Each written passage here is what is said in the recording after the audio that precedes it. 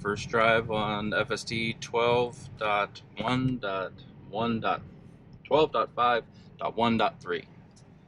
There we are. I'm not expecting too many changes from this. A lot of people are commenting on why would you add a fourth number in the version. If you know anything about semantic versioning, which I do a little bit, so I've done software development a lot for my career. Typically, if I did something that had a fourth version number, it would be like correcting a typo, like adding a period in some comments or notes or something that I felt I needed to add for clarity. Maybe not a period, but just like a comment, but nothing for functionality. So um, I haven't yet seen a difference, I don't think, with any of these, you know, uh, fourth version number ones. We're on 12.5.1, and then it was .1, 2, and 3. I haven't noticed a difference in any of these except for 12.5, quite frankly, the big jump over 12.3.6. But any little thing to make us safer, I guess.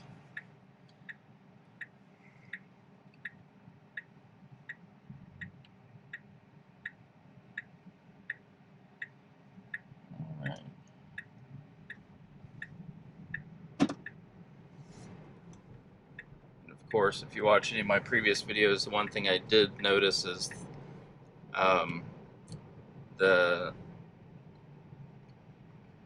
timidity. 12.3 was very timid, 12.5 was very aggressive. At first, I was a little nervous about unprotected turns, but it would appear that the car handles them very well, and maybe I'm just a little bit untrusting. I've not had any serious issues with those unprotected turns, but they always make me nervous.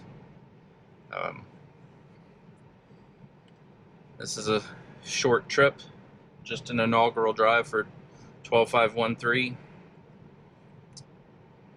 Guessing there will be nothing of note. I may or may not even post this because there's nothing really to know. Although I will say it's already failing here. I need to be in the right turn lane, and it always puts me here in the left turn lane. And when I'm going to Kroger, the minute we clear this turn, I need to turn right into the parking lot. So I'm always having to, FSD is always having to navigate this change of lanes immediately after the turn to get back in. Elon, please fix this. Maybe you can pay me to be one of your drivers for the AI input. I would love that, but I should be in that lane. And a line of cars just pulled up, so my guess is we'll speed ahead of this car and get in. No, we'll have to squeeze in between this and the truck behind me. Never had any issues doing this lane change, but I just think it's kind of unnecessary.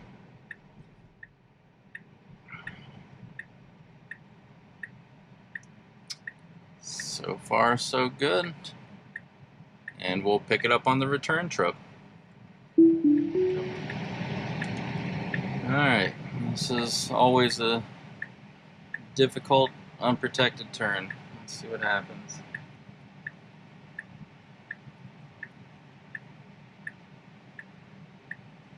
Bold. That car is coming, but clearly the Tesla has the leg up on acceleration. Felt very human-like, though. Definitely just felt like I would have driven if I had made a choice to get out in front of that, kick out very fast, get into the close lane, immediately signal, get over. This is an extremely real human feeling driving system at this point. I have no complaints about that one whatsoever. Does it always drive like me as a human? Does it? No. It's like being in the car with a different, well-seasoned human driver who can handle everything that's being thrown at it, but maybe won't always make the same choices that you do. Like here, I'd have gotten over in the lane a little bit sooner after signaling. It's one thing I've noticed that FSD will not do, no matter which version, is that when it puts on a turn signal, it typically, I would get over into the lane and then start slowing down, if at all possible. Like, I won't slow down in the existing traffic lane. Do not cut off the cop. Thank you. Cut off anyone else. Just don't cut off the cop. I try not to slow down in the traffic lane. I try and slow down the minute I get over into whether it's a turn lane or a median.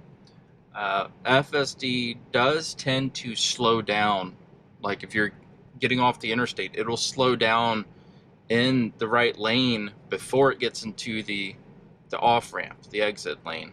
I don't like that. I'm very much I'm gonna try and get over into that lane first, and then maybe do a harder deceleration just to keep traffic moving. That's one difference that I've noticed. It's been very consistent with FSD, and it's still there. But again, that's not a safety issue per se. It's just a difference in driving. And again, uneventful drive. Very happy with this. I actually subscribe to FSD right now. I did not buy the package outright.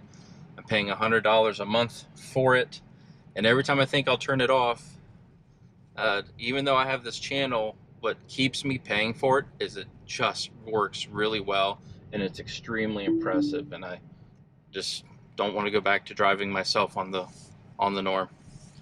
All right, if you like this, please comment, like the video, and follow me on X, subscribe on YouTube. Thanks.